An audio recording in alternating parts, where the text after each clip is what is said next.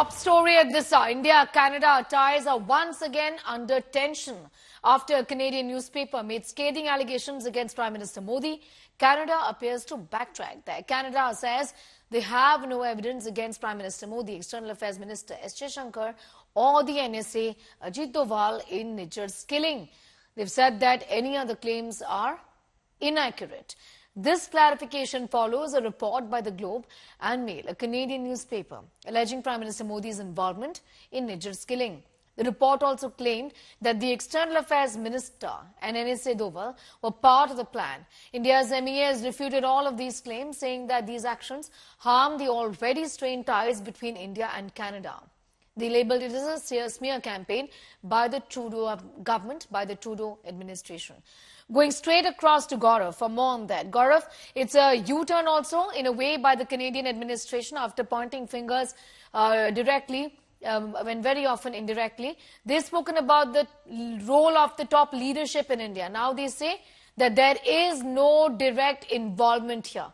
How do you read into these developments? This does appear to be furious backpedaling by the Justin Trudeau administration after a series of very bizarre reports appeared in a section of the Canadian media, as you rightly pointed out. But this is only part backpedaling by the Justin Trudeau administration in Canada after India called out their ludicrous claims. They may have said that there is no evidence, according to their media reports, which said that Prime Minister Narendra Modi, External Affairs Minister Dr. S. Jaishankar, and National Security Advisor Ajit Doval were in the know. So Canada says, one, there is no evidence against this, but they haven't produced any evidence where they've made bizarre claims, or at least a section of the media has made bizarre claims about India's Home Minister Amit Shah and certain other top officials, including, Canada officially saying that India's then High Commissioner to Canada was a person of interest along with other diplomats. Canada hasn't shared any evidence whatsoever of their involvement either. And this is the point that India had been making throughout Sneha, that Canada's Prime Minister Justin Trudeau, right from the time of India's G20 presidency, when he'd visited India, he'd made a series of bizarre allegations. India had constantly said, if you have any evidence, if you've carried out any investigation, share those details with us and we'll take it forward. But Canada hasn't shared any investigation or details. They've just made a series of bizarre claims. They've backpedaled on some, yet to do so on others. Be with us. Gaurav, I'll just come back to you in a moment from now. Gaurav tracking that story very, very closely. In fact, my colleague Pooja also had a word with journalist Daniel Boardman. Listen in to what he's had to say. He's a Canadian journalist who spoke to India today earlier.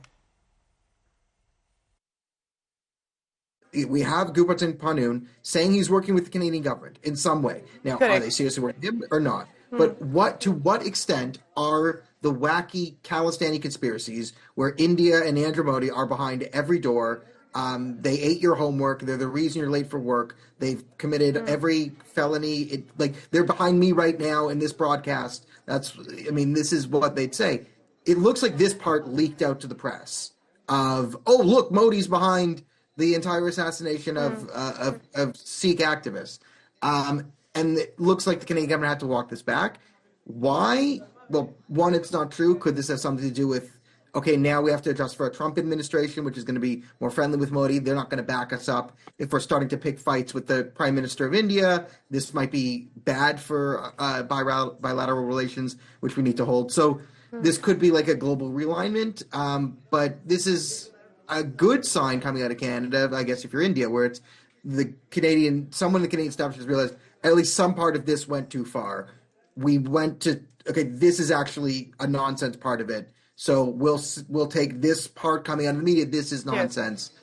It doesn't completely solve all the other claims, but this is a win for India in the current.